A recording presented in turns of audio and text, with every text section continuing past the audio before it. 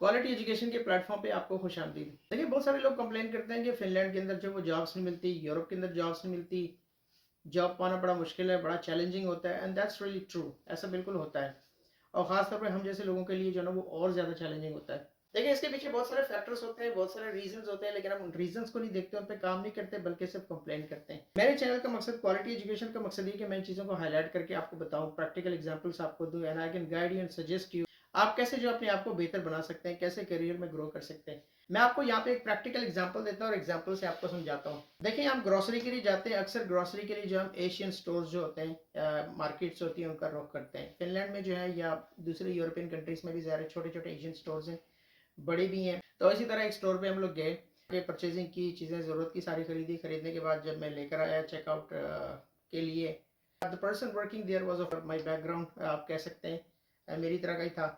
तो चीज़ों को बड़ा रफली इसने स्कैन किया, यहाँ से चीज़ उठाए, स्कैन करे और वहाँ फेंके। और फिर जब स्कैन वो कर चुका सारी चीज़ें, तो मुझे जो है वो पे करना था।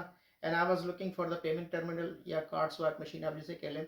आगे आपको पता है कि काउंटर पे जो है वो चॉकलेट्स और कैंडीज और इस तरह की बच्चों की चीज़ें उन्होंने रखी होती हैं। तो he just put it there, maybe रफली, you know, he didn't remember, he just inserted it there.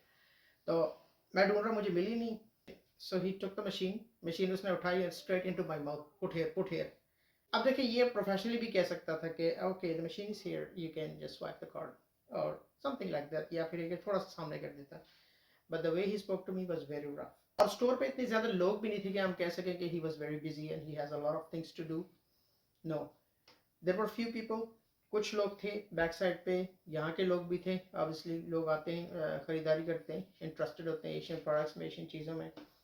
उन्होंने भी देखा, he was so, you know, the way he spoke was quite rude. छोटी चीज़ है, ज़ाहिर है, इतना का put here, put here, but इसको यहाँ पे रूट पर किया जाता है। उन्होंने भी इसको देखा। The person the back side in the meat section, जहाँ से हम गोश्त वगैरह खरीदते हैं, वो या तो ऑनर था, ऑनर का भाई कह लें, या फिर ये कि किसी हायर पोजीशन पे था। इस तरह के लोग जो होते हैं आमतौर पर लोगों से अच्छे तरीके से डील करते हैं, अच्छे तरीके से बात करते हैं, कोशिश करते हैं कि लोग ज़्यादा से ज़्यादा आए, कस्टमर्स जो हैं वो सेटिस्फाइड हों, उनको उनकी काम की चीज़ें मिलें, ताकि उनका स्टोर चले या उनकी जो है वो प्रमोशन हो और इस तरह की चीज़ें। उसने भी नोटिस किया, he smile to me and you know say goodbye, and then I took my things and left. तो एक महीने तक तो मैं उस स्टोर पे नहीं आया। Then I had been going to the other stores, I had more options.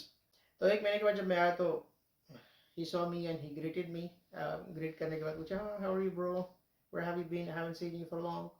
इस तरह की चीज़ें, मतलब ज़ाहिर है वो कम्युनिकेट करते हैं, उनको कोशिश की थी कि जिसका बैड एक्सपीरियंस होता है उनके साथ थोड़ा कंपनसेट किया जाए, you know, this is the way they do.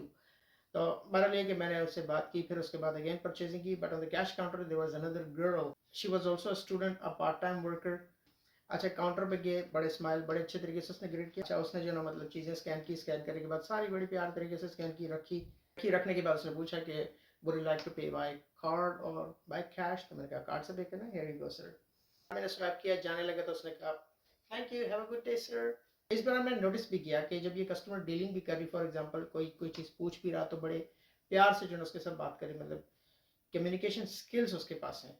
ये बड़े प्यार से करिए, okay could you please check there, if it's not there it means we don't have any more, I am sorry for that. तो इस तरह की चीज़ें। जबकि वो दूसरा वाला जो मैंने उसको नोटिस किया, बड़े रफली लोगों से बात कर रहे हैं, नहीं, फॉर एग्जांपल किसी ने मेरे ख्याल से उससे कुछ पूछा तो उस टाइम कह रहे चेक देयर, चेक देयर।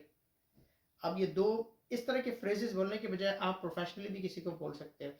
अच्छा, मैंने आपसे कहा कि स्टोर में इतना कोई बिजी काम नहीं है, but you know what he had been doing, customer deal करने के बाद किसी ने स्वाइप किया कार्ड, चीज़ें ली, चला गया, बैठ के जो ना वो अपनी फेसबुक और टिकटॉक स्क्रॉल कर रहा।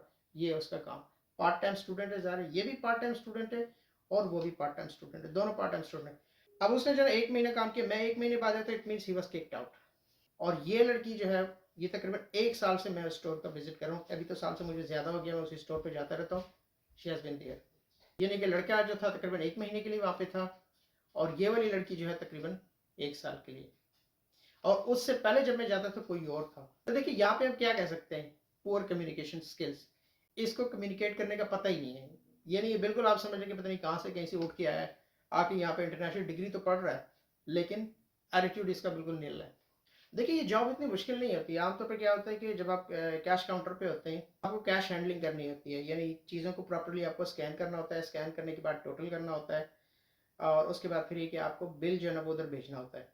ठीक है, बिल आप जस्ट क्लिक करेंगे, वो उधर जाएगा। किसी ने कैश पे करनी है तो you need to open the drawer and then you know just give them change और व्हाटएवर।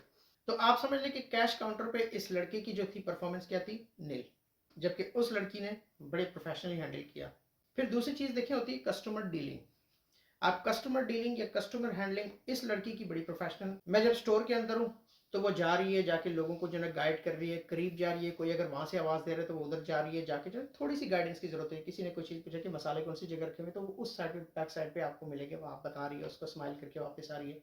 जबकि ये डंगर जो है ये यहीं पे बैठे बैठे कह रहा है उधर देख उधर देख उधर देख, और सिर्फ कुछ भी नहीं है, इतना बड़ा डंगर बैठा हुआ सिर्फ जो है मोबाइल के साथ लगा हुआ है। फिर देखिए इसके अलावा आपकी जॉब ये भी होती है, अगर आप कैश काउंटर पे होते हैं तो कैश काउंटर वाले जाके फिर ये कि चीज़ों की प्लेसमेंट भी चेक करते हैं। फॉर एग्जांपल आपके पास टाइम है, स्टोर के अंदर 3-4 लोग खाली मौजूद हैं, कस्टमर्स बाजू का चीज़ एक जगह से उठा के दूसरी जगह रख लेते हैं, तो आप क्या करते हैं, चीज़ों को उठा के प्रॉपरली रखते हैं। आप जो है मल्टीपल टास्क जो है एक टाइम पे कर सकते हैं। फिर इसके अलावा साथ साथ डस्टिंग और क्लीनिंग, इस तरह की चीज़ें भी बाजू का करनी पड़ती हैं। तो मुझे आप बताएं कि ये लड़की जो है, जो इतनी प्रोफेशनल है, कम्युनिकेशन स्किल उसके पास है, तो obviously she is handling all this task, she is dividing her time equally, तो वो सारे काम कर रही है। तो देखिए आप अगर जॉब प्रोस्पेक्ट्स की बात करें तो ये जो लड़का है इसने 1 महीना काम किया, 1 महीना काम करने के बाद इसको यहाँ से किक आउट कर दिया गया। अब इसके पास कोई एक्सपीरियंस है, इस 1 महीने के एक्सपीरियंस को आप कुछ भी काउंट नहीं कर सकते। फॉर एग्जाम्पल अगर आप किसी और स्टोर में जाते हैं, अभी आपके पास गर्मियों की छुट्टी है, आपको जो है जॉब चाहिए, तो अगर आप उस स्टोर पे जाएंगे तो ऑब्वियसली वो तो आपको जॉब नहीं देंगे। फिर दूसरा है कि जब आप इंटरव्यू देने के लिए भी जाते हैं तो वहां पे भी उनको आपके एटीट्यूड से पता चल जाता है। They ask you question and the way you answer the questions, वहां से भी वो पिक कर लेते हैं। फिर वो आपका एक्सपीरियंस चेक करते हैं, आप अपनी सीवी पे मेंशन करते हैं 1 महीना उस ग्रोसरी स्टोर पे काम किया, वो आपको जॉब नहीं देंगे क्योंकि आपके पास तो वेल इनफ एक्सपीरियंस नहीं है। और फिर ये कि 1 महीना काम किया, इट मीन्स के क्या मतलब, क्यों आपने 1 महीना किया है, तो बहुत थोड़ा टाइम है, आपको किक आउट कर दिया गया, रीजन क्या था जॉब छोड़ने का। तो आप अगर रीजन देंगे भी तो आप क्या देंगे, नहीं नहीं मुझे काम करने का दिल नहीं करता, मुझे स्टोर पसंद नहीं था, ये था वो था, काम ज्यादा था, इस तरह के रीजन जब आप देंगे तो ऑब्वियसली वो फिर आपको जॉब नहीं देंगे। क्योंकि उनको तो ऐसे लोग चाहिए होते हैं जो कि चैलेंजेस को एक्सेप्ट करें और प्रेशर सिचुएशन के अंदर वो काम करना जानते हो। तो देखिए एक तरह से आप क्या कर रहे हैं, अपना जॉब प्रोस्पेक्ट को खुद ब खुद नैरो कर रहे हैं। जबकि उसके मुकाबले में अगर मैं दूसरी लड़की की बात करूं तो अच्छी communication, politeness, soft spoken, interview देने जाएगी पता चल जाएगा। और फिर ये कि वो एक्सपीरियंस उसके सीवी में भी डॉक्यूमेंट होगा कि she has been working part time, तो मतलब है कि वो एक ग्रोसरी स्टोर के अंदर अभी भी काम कर रही है, ऑन जॉब है, लेकिन वो अपने एक्सपीरियंस को एक्सपेंड करना चाह रही है या अच्छी अपॉर्चुनिटी की तलाश में, तो इस वजह से जो है वो क्या कर रही है, जॉब ढूंढ रही है। इसके अलावा देखें अगर आप जॉब करते हैं स्मॉल ग्रोसरी स्टोर्स पे तो आपके पास अपॉर्चुनिटी होती है कि आप बड़े ग्रोसरी स्टोर जो होते हैं, मॉल्स या शॉपिंग मॉल्स, वहां पे भी आपको जॉब मिल सकती है क्योंकि यहीं से आप क्या करते हैं, सीखते हैं और ग्रो करते हैं। तो अगर आपका वेल डॉक्यूमेंटेड एक्सपीरियंस होगा, आपका एटीट्यूड अच्छा होगा, कस्टमर डीलिंग आपकी अच्छी होगी, तो obviously you have the chances to grow. और देखिए जॉब्स बहुत सारी होती है, ये नहीं कि फिनलैंड के अंदर या यूरोप के अंदर जॉब नहीं, अच्छी खासी जॉब। फॉर एग्जांपल मेरे घर के पास में बहुत सारे ग्रोसरी स्टोर है, 3-4 पे तो हम जाते ही हैं। एक ग्रोसरी स्टोर पे मैं जाऊँ तो वहाँ पे ग्रोसरी स्टोर के अंदर सिर्फ कैश काउंटर पे जो ना वो 4-5 लोग होते हैं, उधर जो सेल्फ सर्विस काउंटर होता है उस पर भी होता है। अच्छा कस्टमर सर्विस जो उनका वो है काउंटर है, वहाँ पे भी 2 लोग या 1 लोग होते हैं। एक दो जो ना वो वैसे घूम फिर रहे होते हैं, ऊपर हेल्प करने के लिए हेल्पर के तौर पर काम करते हैं। क्लीनिंग के लिए 2 लोग होते हैं। पीछे जो उनका बड़ा स्टोर है अच्छा खासा, उसमें भी काफ़ी लोग होते हैं। ऊपर वाले फ्लोर पे भी बहुत सारे लोग होते हैं, अलग से कैश काउंटर भी है। स्टोर हैंडलिंग, वेयर हाउसेस, चीज़ों को ट्रांसफ़र करना इधर उधर, या डिलीवरी की जॉब हो गई, तो ठीक ठीक ठाक लोग इनको चाहिए थे। और मैंने ये नोटिस किया है कि ये डाइवर्सिटी चाहते हैं अपने इदारों के अंदर। मैंने खुद वहाँ देखे अफ्रीकन लोग काम कर रहे हैं, एशियन लोग काम कर रहे हैं। एशियन में फिर आपको ज़्यादातर फिलिपिनो, वियतनामीज और इस तरह के लोग जो है मिलेंगे। और मुझे नहीं लगता कि इस तरह के एटीट्यूड के साथ कोई आपको जॉब देगा when you look like him. उनको तो ऐसे लोगों को रखना है कि जिनकी वजह से कस्टमर यहाँ पे आए, वो कस्टमर के साथ अच्छा डील करें। देखिए दूसरी चीज़ होती है लैंग्वेज प्रोफिशिएंसी। फिनलैंड के अंदर काम कर रहे हैं तो जो बड़े ग्रोसरी स्टोर्स हैं, मॉल्स हैं, क्लोथिंग स्टोर्स हो गए, शूज़, स्पोर्ट्स और इस तरह की चीज़ें जो हो गई, इलेक्ट्रॉनिक्स की चीज़ें हो गई, बहुत ज़्यादा स्टोर्स हैं, अच्छी खासी जॉब्स वहाँ पे होती है और फॉरेनर्स वहाँ पे काम करते हैं। लेकिन वहाँ पे आपकी देखी जाती है लैंग्वेज प्रोफिशिएंसी। फिनिश लैंग्वेज तो मस्ट है, उसके साथ साथ इंग्लिश भी आपको अच्छी आनी चाहिए। अगर अच्छी लैंग्वेज प्रोफिशिएंसी आपके पास है, फ्लुएंटली आप बोलते हैं, प्लस कम्युनिकेशन स्किल्स। आज की जो वीडियो का मेरा मकसद है वो आपको कम्युनिकेशन स्किल्स के बारे में बताना कि यार ये बहुत ज़रूरी होती है, और आप अंदाज़ा लगा भी सकते हैं कि इस बंदे का क्या जॉब प्रोस्पेक्ट है just because of his communication. इसके पास जॉब्स नहीं होगी, जॉब्स नहीं होगी तो फिर ये आएगा टिकटॉक पे आके वीडियोस बनाएगा, बोलेगा ना बड़ा बुरा मुल्क है, यहाँ तो जॉब्स ही नहीं मिलती, यहाँ तो ये है, यहाँ पे वो है, लोगों को डिस्करेज करेगा। बाय सेइंग दैट मैं बिल्कुल जो ना वो ये नहीं कह रहा कि लोग जो ना इसी तरह के टिकटॉक पे आते हैं। देखिए चैलेंजेस हैं, अच्छे लोग भी हैं, जो स्टूडेंट्स है, इंटरनेशनल स्टूडेंट्स है, डिफरेंट कंट्री से ताल्लुक़ रखते हैं, अच्छे भी हैं, चैलेंजेस से लोग गुजरते हैं, बाज़ औक़ात नहीं होती।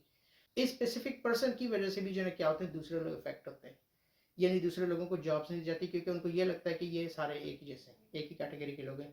ये भी एक रीज़न हो सकता है, ये फैक्टर हो सकता है कि जिसकी वजह से जॉब्स मिलना या अपनी वर्थ प्रूफ करना जो है मार्केट के अंदर थोड़ा सा मुश्किल होता है। Thanks for watching.